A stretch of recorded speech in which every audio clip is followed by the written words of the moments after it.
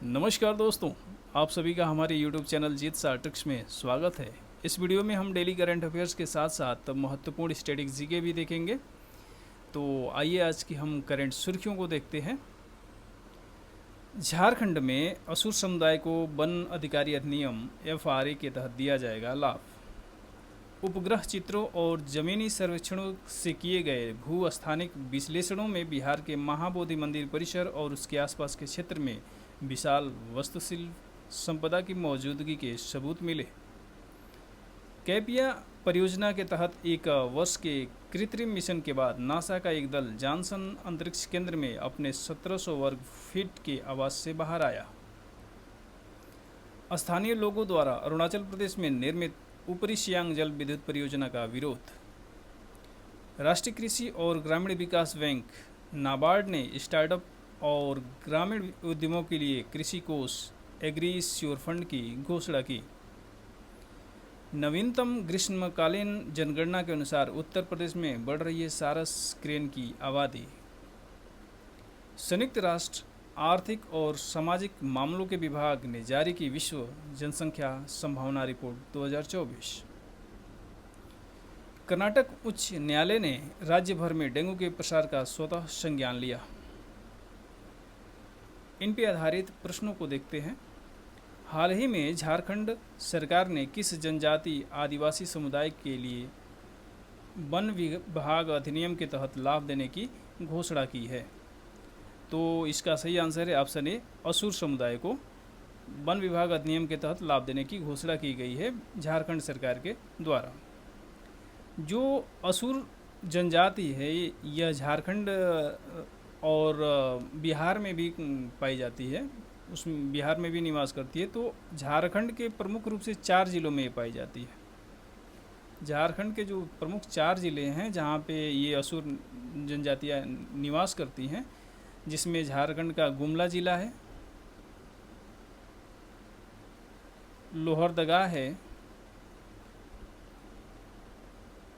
पलामू है और लातेहार है। तो ये 4 जिलों में प्रमुख रूप से ये असुर जनजाति निवास करती है। जो 2011 की जनगणना हुई थी, उस जनगणना के अनुसार जो असुर जनजाति है इनकी जनसंख्या लगभग 23,000 बताई गई थी। तो इनकी जो जनसंख्या है 23,000 के आसपास है। और ये एक भाषा बोलते हैं, असुर भाषा बोलते हैं। ये असुर भाषा ये बोलते हैं, असुर जनजाति के लोग असुर भाषा बोलते हैं। जो इनका व्यवसाय होता है ये मुख्यतः कृषक हैं, लेकिन इनका एक पारंपरिक एक व्यवसाय है, लोहा गलाने का काम करते हैं ये लोग। लोहा गलाने का काम, लोहा गलाने का इनका पारंपरिक व्यवसाय है। तो ये इसको भी याद रखिएगा, असुर जनजाति लोहा गलाने का पारंपरिक काम करती है। इसके अलावा जो झारखंड में अन्य जनजातियाँ हैं उसको भी देख लीजिए। बिरहोर भी झारखंड की जनजाति है, करमाली है, संथाल है। बिरहोर, करमाली, संथाल, इसके अलावा झारखंड की अन्य जनजातियाँ हैं। खड़िया भी यहीं की जनजाति है, खड़िया झारखंड की जनजाति है। गोंड भी झारखंड, गोंड तो कई राज्यों में पाई जाती है ये जनजाति, तो गोंड भी है। कोल है, कांवर है। तो ये अन्य जनजातियां हैं, इनको भी याद रखिएगा। आदि जनजाति किस राज्य में पाई जाती है? तो इसका सही आंसर है अरुणाचल प्रदेश में। अरुणाचल प्रदेश में आदि जनजाति पाई जाती है, तो अरुणाचल प्रदेश में। लेप्चा किस राज्य में? तो सिक्किम की ये जनजाति है, सिक्किम की जनजाति है लेप्चा। और सेंटिनल जो हैं अंडमान निकोबार में निवास करते हैं, अंडमान निकोबार में ये जनजाति निवास करती है। कौन सी जनजाति? सेंटिनल। जबकि बुक्सा जो हैं ये उत्तर प्रदेश और उत्तराखंड में प्रमुख रूप से मिलते हैं। तो उत्तर प्रदेश की जनजाति है, उत्तराखंड की जनजाति है बुक्सा। थारू जनजाति जो है ये भी उत्तर प्रदेश की ही जनजाति है, उत्तर प्रदेश में और उत्तराखंड में ये जनजाति निवास करती है। पटेलिया जनजाति जो है गुजरात की है, गुजरात राज्य की पटेलिया जनजाति है। शहरिया है राजस्थान की, जबकि एल्डिस जो जनजाति है ये आंध्र प्रदेश में निवास करती है। तो आंध्र प्रदेश की जनजातियों में से एक प्रमुख जनजाति है एल्डिस जनजाति है। हाल ही में चर्चा में रहा महाबोधि मंदिर परिसर किस नदी के किनारे स्थित है? तो जो महाबोधि परिसर है वो निरंजना नदी के किनारे स्थित है। निरंजना नदी के किनारे ही जो बोधि वृक्ष था, जो पीपल का वृक्ष था, उसी के नीचे महात्मा बुद्ध को ज्ञान की प्राप्ति हुई थी। तो इसीलिए जो महाबोधि मंदिर है एक तरह से बुद्ध के ज्ञानोदय को चिन्हित करता है, ये भी ध्यान में रखिएगा। और जो महाबोधि मंदिर का प्रथम निर्माण कराया गया था सम्राट अशोक के द्वारा कराया गया था, सम्राट अशोक के द्वारा कराया गया था। अभी जो हाल में जो महाबोधि मंदिर परिसर है उसको 5वीं 6वीं शताब्दी में बनाया गया है। और इसकी एक खास बात ये है कि यह पूरी तरह से ईंटों से निर्मित मंदिर है। ईंटों से निर्मित मंदिर है, पूरी तरह से ईंटों से निर्मित मंदिर है। और इसे 2002 में यूनेस्को की विश्व धरोहर में शामिल किया गया था। विश्व धरोहर में इसको शामिल किया गया था। संघाई सहयोग शिखर सम्मेलन 2024 कहाँ संपन्न हुआ? तो इसका सही आंसर है कजाकिस्तान में हुआ था। कजाकिस्तान में हुआ था। कजाकिस्तान की राजधानी जो है अस्ताना, अस्ताना में ही ये सम्मेलन संपन्न हुआ। और इसमें भारत की तरफ से एस जयशंकर ने भी भाग लिया था। जो विदेश सचिव हैं एस जयशंकर, वो भाग लिए थे, जो विदेश मंत्री हैं। सॉरी, हाल ही में किसने हेल्थ सारथी योजना लॉन्च की है? तो ये पेटीएम के द्वारा लॉन्च किया गया है हेल्थ साथी योजना। नासा द्वारा केपिया परियोजना किस ग्रह का कृत्रिम पूर्वावलोकन है? तो ये इसका सही आंसर है मंगल ग्रह का। ये जो केपिया है इसका फुल फॉर्म भी आप याद रख सकते हैं, सी से होता है क्रू, तो इसका फुल फॉर्म है crew health and performance exploration analog, इसका फुल फॉर्म है। और इसको जो मंगल ग्रह है, मंगल ग्रह के वातावरण को कृत्रिम रूप से यहाँ बनाया गया है, कृत्रिम वैसा वातावरण क्रिएट किया गया है जिसको नाम दिया गया है मंगल ड्यून। मंगल ड्यून अल्फ़ा नाम दिया गया है।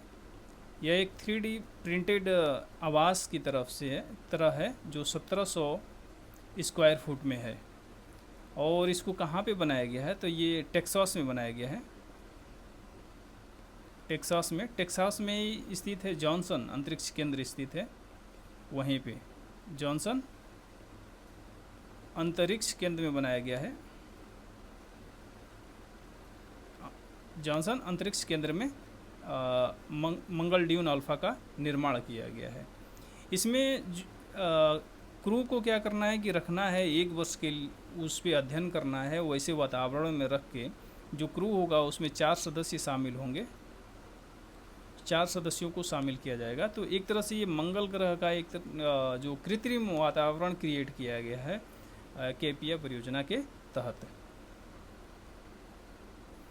पशुपालकों पर टैक्स लगाने वाला विश्व का पहला देश कौन है? तो इसका सही आंसर है डेनमार्क है। डेनमार्क ने पशुपालकों पर टैक्स लगाया है, तो ये विश्व में पहला देश है डेनमार्क। किस राज्य सरकार ने मुख्यमंत्री किसान सम्मान निधि योजना शुरू की है? तो जो मुख्यमंत्री किसान सम्मान निधि योजना शुरू की गई है राजस्थान सरकार के द्वारा शुरू की गई है। तो इसका सही आंसर है राजस्थान सरकार के द्वारा शुरू किया गया है। ऊपरी सियांग जल विद्युत परियोजना किस राज्य में स्थित है? तो इसका सही आंसर है अरुणाचल में इसी परियोजना को क्रियान्वयन किया जा रहा है, तो अरुणाचल में स्थित है। और ये सियांग नदी पे, सियांग जो ब्रह्मपुत्र नदी है उसी को अरुणाचल प्रदेश में सियांग नदी कहा जाता है, उसी पर यह परियोजना बनाई जा रही है। जो इसकी ये 11,000 इसकी क्षमता कितनी है? 11,000 मेगावाट की क्षमता है। तो ऊपरी सियांग जो क्षेत्र है, ऊपरी सियांग, यहाँ पे एक आदिवासी जनजाति निवास करती है। उसका नाम है आदि जनजाति निवास करती है और उन्हीं लोगों के द्वारा इसका विरोध किया जा रहा है, आदि जनजाति के द्वारा। तो ये भी याद रखिएगा, ऊपरी सियांग क्षेत्र में कौन सी जनजाति है? आदि जनजाति है। और वो लोग इस ऊपरी सियांग जल विद्युत परियोजना का विरोध कर रहे हैं। जो ये ऊपरी सियांग जल विद्युत परियोजना है, ये राष्ट्रीय जल विद्युत निगम NHPC के द्वारा बनाया जा रहा है। उत्तर पूर्वी जो विद्युत निगम है उसके सहयोग से NHPC के द्वारा इसका क्रियान्वयन किया जा रहा है। भारत की सबसे बड़ी तेंदुआ सफारी किस राज्य में शुरू की गई है? तो जो तेंदुआ सफारी शुरू की गई है कर्नाटक राज्य में शुरू की गई है। कर्नाटक के बन्नेर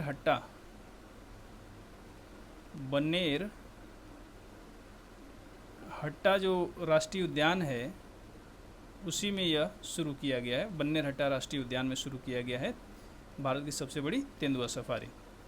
हाल ही में अंतर्राष्ट्रीय सौर गठबंधन में शामिल होने वाला 100वां पूर्ण सदस्य कौन बना है? तो इसका सही आंसर है पराग्वे बना है।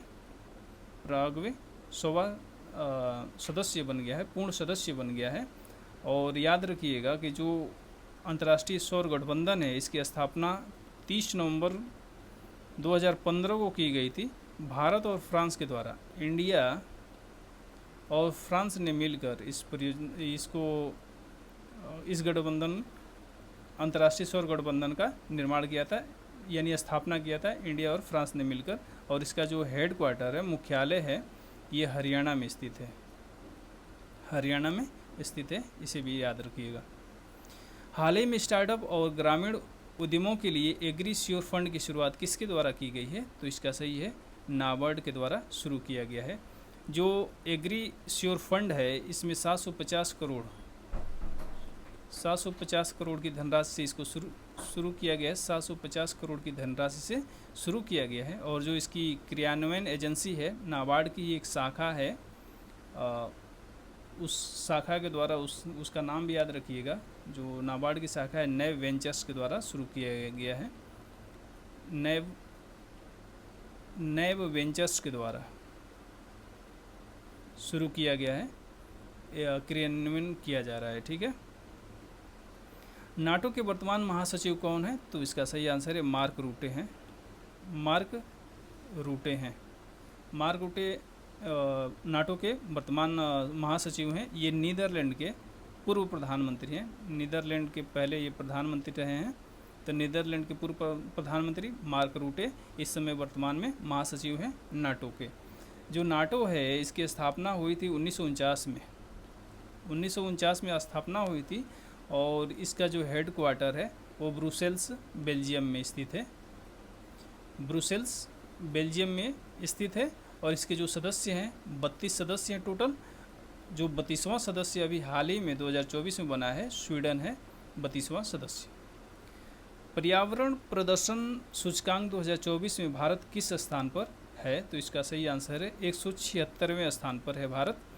जबकि टोटल सदस्य इसमें कितने देश शामिल थे? तो 180 देशों में 176वें स्थान पे है भारत। 20-21 जून 2024 के ग्रीष्मकालीन जनगणना के तहत किस राज्य में सारस क्रेन की संख्या बढ़ी है? तो इसका सही आंसर है उत्तर प्रदेश में सारस क्रेन की संख्या बढ़ी है। जो सारस क्रेन होता है यह विश्व का सबसे लंबा पक्षी होता है। सबसे लंबा पक्षी होता है सारस क्रेन होता है। पवन ऊर्जा स्थापित क्षमता में कौन सा राज्य प्रथम स्थान पे है? तो इसका सही आंसर है गुजरात पहले नंबर पे है। गुजरात इसमें पहले स्थान पे है, जबकि तमिलनाडु दूसरे पे है और कर्नाटक तीसरे पे है। तो पवन ऊर्जा की क्षमता में देखा जाए तो पहले स्थान पे आता है गुजरात, दूसरे पे आता है तमिलनाडु और कर्नाटक आता है तीसरे स्थान पे। अच्छा, सौर ऊर्जा की अगर बात की जाए तो सौर ऊर्जा में पहले स्थान पे आ जाता है राजस्थान। राजस्थान आता है और दूसरे नंबर पे आ जाता है Gujarat.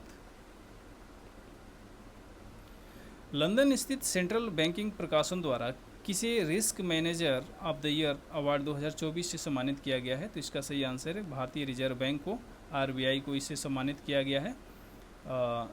Risk manager of the year award 2024 सम्मानित किया गया है। और किसने दिया है इसको? सेंट्रल बैंकिंग प्रकाशन के द्वारा इसको दिया गया है। और ये कहाँ पे स्थित है? तो लंदन में स्थित है। हाल ही में जारी विश्व जनसंख्या संभावना रिपोर्ट 2024 के अनुसार वर्तमान में वैश्विक जीवन प्रत्याशा कितने वर्ष की है? तो इसका सही आंसर है 73.3 वर्ष है। ऑप्शन ए इसका सही आंसर है। जो भारत की जीवन प्रत्याशा है वर्तमान में वो है 66.8 वर्ष है, भारत की जीवन प्रत्याशा है। जो ये विश्व जनसंख्या संभावना रिपोर्ट जारी किया जाता है, ये पूछा जाता है कई बार, ये किसके द्वारा जारी किया जाता है? तो यूएनडेसा के द्वारा ये जारी किया जाता है।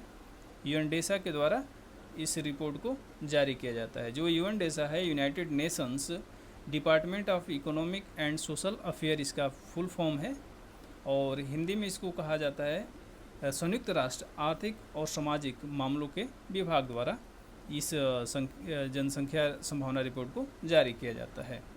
यूएनडेसा की जो रिपोर्ट आई है, अभी जनसंख्या संभावना रिपोर्ट जो आई है, उसमें कुछ बातें कही गई है। जैसे 2080 तक जो विश्व की जनसंख्या होगी वो 10.3 बिलियन पहुंच जाएगी, 10.3 बिलियन पहुंच जाएगी।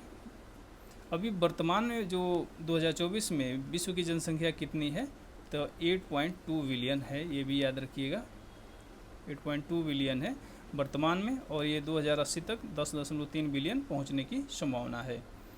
भारत की जो जनसंख्या है 2024 में कहा गया है कि 2024 के अंत तक भारत की जनसंख्या 1.45 बिलियन पहुंच जाएगी, बिलियन जनसंख्या हो जाएगी।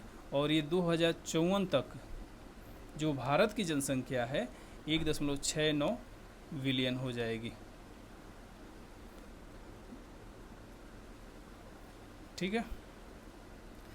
इसी जनसंख्या संभावना रिपोर्ट में जो प्रजनन दर बताया गया है कि प्रजनन दर कितना है, वैश्विक प्रजनन दर कितना है, तो इसको भी याद रखिएगा, ये पूछा जा सकता है।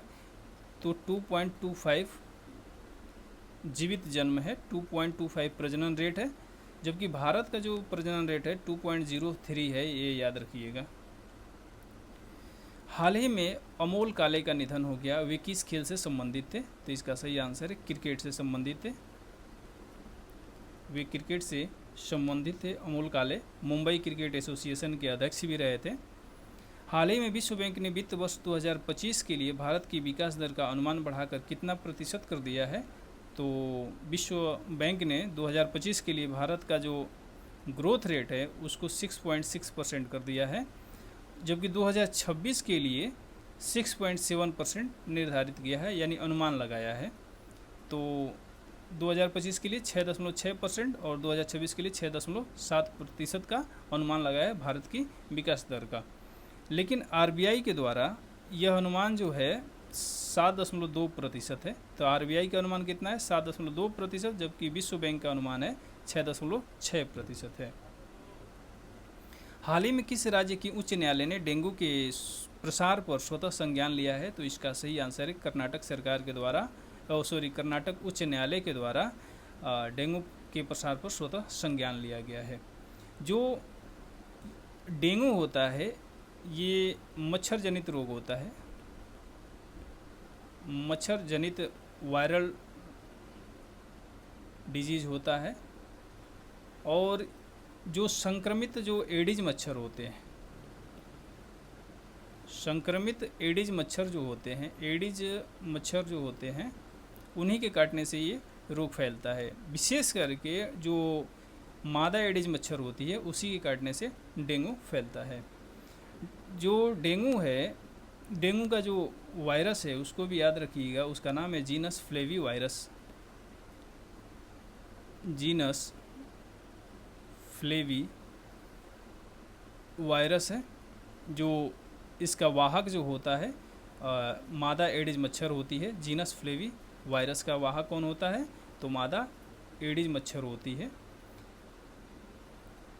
जो एडिज मच्छर होता है इसी के काटने से चिकनगुनिया भी होता है, चिकनगुनिया भी होता है, तो ये भी याद रखिएगा। जो मच्छरों से एक और रोग होता है मलेरिया, ये भी मच्छर जनित ही रोग है, मलेरिया भी। विश्व ऑडियो विजुअल एवं मनोरंजन शिखर सम्मेलन 2024 कहाँ आयोजित होगा? तो इसका सही आंसर है, इसका आयोजन गोवा में किया जाएगा। तो कहाँ पे आयोजन किया जाएगा? गोवा में किया जाएगा। विश्व युवा कौशल दिवस कब मनाया जाता है? तो ये हर साल 15 जुलाई को मनाया जाता है विश्व युवा कौशल दिवस। इस वीडियो में बस इतना ही। जय हिंद।